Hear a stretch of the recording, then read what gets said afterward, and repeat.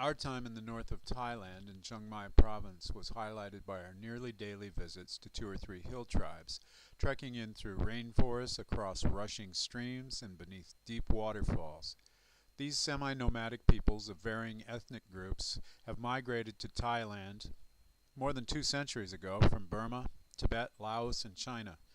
Most have traditionally sustained themselves by the cultivation of opium poppies. The villages were notable for several things in common, not the least of which was squalor and unhygienic conditions.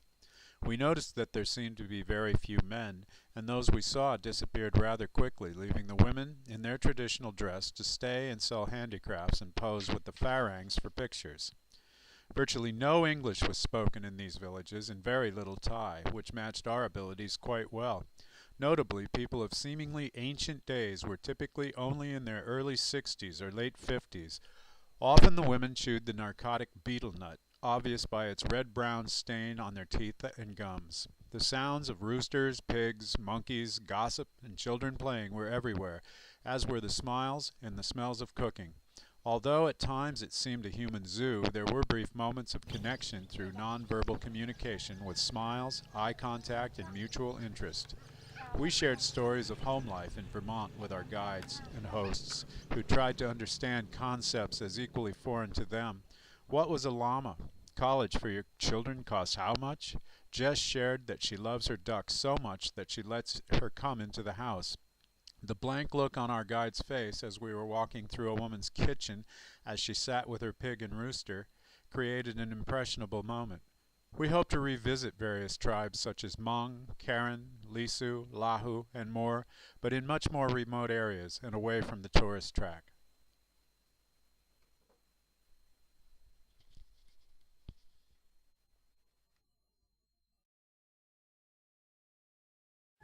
The name of the village, Pang Dang Nok, and this area we call Chiang Dao city. Chiang Dao means the city of the star.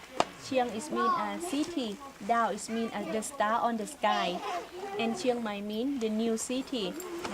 And this village we call them Pat Long, Palong, Pat Long. This word mean the mountain people. Because the first time when they come to Thailand, they live on the mountain. Because when they live on the mountain, they don't pay money for the land. It's a free land.